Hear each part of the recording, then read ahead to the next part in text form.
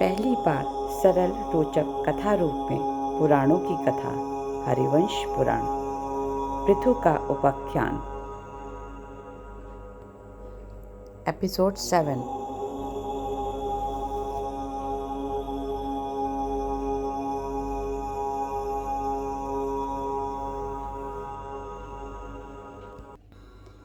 पृथु का उपाख्यान। वैशंपायन जी कहते हैं, प्राचीन काल की बात है। धर्म के रक्षक अत्रि के वंश में एक प्रजापति उत्पन्न हुए जिनका नाम अंग था। वह अत्रि के समान ही प्रभावशाली थे। उनका पुत्र वेन हुआ। वह राजा वेन मृत्यु की पुत्री सुनीता के गर्भ से उत्पन्न हुआ था। राजा वेन धर्म रहित मर्यादा को स्थापित करने लगा और वेदोक्त धर्मों का उल्लंघन कर अधर्म में फंस गया। उसका विनाश काल आ गया था। अतः उस प्रजापति ने यह घोषणा की, मेरे राज्य में कोई यज्ञ या हवन न करे। वह कहता था, मैं ही यज्ञ द्वारा आराध्य हूँ, अतः मेरे लिए ही यज्ञ व हवन करना चाहिए। जब वह इस तरह मर्यादा को तोड़ने लगा, तब मारीची आदि ऋषियों ने उससे कहा, वेन, तुम अधर्म न करो, क्योंकि यह सनातन धर्म नहीं है। निसंदेह तुम इस वंश में प्रजापति के रूप में उत्पन्न हुए हो और तुमने प्रतिज्ञा करी थी, तुम प्रजा का पालन करोगे। इस पर वह दुर्बुद्धि हंसकर बोला, धर्म को रचने वाला मेरे सिवा कौन है? आप लोग मूर्ख हैं, मुझ वेन को नहीं जानते। मैं चाहूँ तो पृथ्वी को भस्म कर दूँ अथवा इसको जल में डुबो दूँ, यहाँ तक पृथ्वी का आकाश को अपने तेज से ढक दूँ। गर्व और मुंह के वश में पड़े राजा वेन को जब वे ऋषि अधर्म करने से रोक न सके तो वह क्रोध से भर उठे। वह क्रोध से राजा की दाहिनी जांघ को मथने लगे, जिससे एक ठिगना काला डरा हुआ पुरुष निकला, जिसको ऋषियों ने निषीद नाम दिया। यह निषादों के वंश को चलाने वाला हुआ। वह सभी वेन के पाप से उत्पन्न हुए। उसके उपरांत क्रोध से भरे ऋषियों ने वेन के दाहिने हाथ को मथा। उस हाथ से अग्नि के समान पृथु उत्पन्न हुए।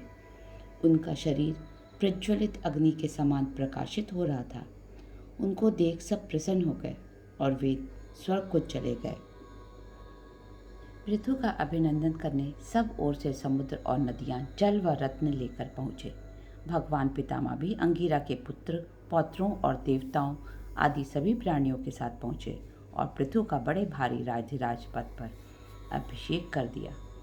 जब राजा पृथु का राजाओं के आदि राज्य अर्थात साम्राज्य पद पर विधिवत अभिषेक हो गया, तब उन्होंने पिता द्वारा पीड़ित प्रजा को अपनी सेवाओं से खूब प्रसन्न किया। इन्हीं के राज्यकाल में पितामह के शुभ यज्ञ में सोम का रस निकालने के दिन सोम का रस निकालने हेतु सोमलता को कूटते समय महाबुद्धिमान सूत की उत्पत्ति हुई थी। तदंतर उसी महायज्ञ में मागध प्रकट हुए। देवताओं और ऋषियों ने पृथु की स्तुति करने के लिए उन दोनों का आह्वान किया था। उन दोनों मागध और सूत ने पृथु की स्तुति द्वारा जो जो कर्म बताए, पृथु ने उन्हीं कर्मों का बाद में पूर्ण किया। पृथु ने उन दोनों की स्तुतियों से प्रसन्न होकर सूत को अनूप देश और मागध को मगध देश दे दिया। इससे महर्षि अति प्रसन्न हुए और उन्होंने प्रजा से कहा, अब ये राजा तुम्हें आजीविका देने वाले होंगे।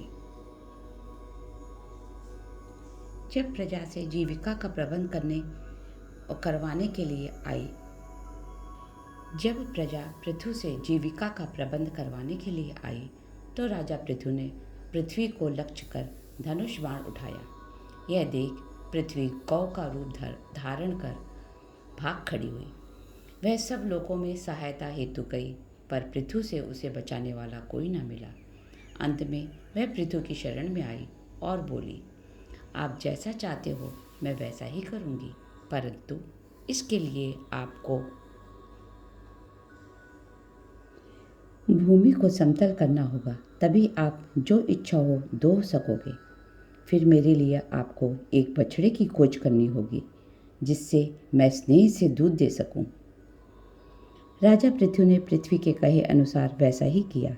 कहते हैं वेन पुत्र पृथु के पृथ्वी दोहन से पहले प्रजा को आहार, फल, मूल बड़ी कठिनता से मिलता था।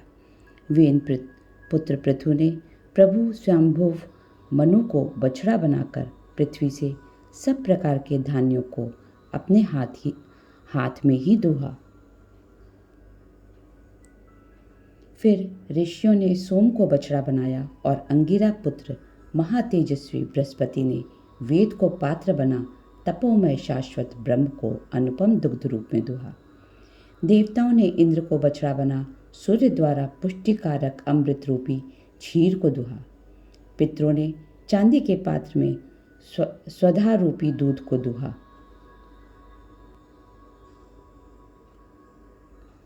नागों ने तक्षक को वत्स बना तुम्बी के पात्र में विष रूपी दूध दोहा। असुरों ने लोहे के पात्र में शत्रुओं को नष्ट करने वाली माया को दुग्ध रूप में दोहा। यक्षों ने कच्चे पात्र में अंतर्धान होने की विद्या को पृथ्वी से दुग्ध रूप में दोहा। राक्षसों और पिशाचों ने मुर्दे की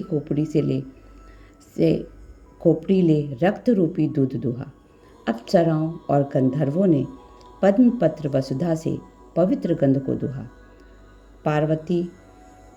पर्वतों ने पृथ्वी से मूर्तिमती औषधियों और नाना प्रकार के रत्नों को दोहा। प्लाश के पत्तों का पात्र लेकर वृक्षों ने जल जाने या कट जाने पर पुनः अंकुरित होने की शक्ति को दुग्ध रूप में दोहन किया। इस प्रकार यह पृथ्वी माता के समान सबका धारण पोषण करने वाली तथा पवित्र है। यह समस्त कामनाओं को पूर्ण करने वाली है। महाराज पृथु ने इसे पुत्री रूप में अंगीकार किया, अतः यह पृथ्वी के नाम से जानी जाती है। इस पृथ्वी को पृथु ने अनेक भागों में विभक्त कर शुद्ध किया। इसको अन्न आदि की खान बना और समृद्धिशालिनी बना ग्रामों और नगरों की श्रेणी में बांट दिया। जय श्री कृष्ण। नेक्स्ट एपिसोड में सुनेंगे मनवंतरों की व्याख्या। So please don't forget to like, share and subscribe.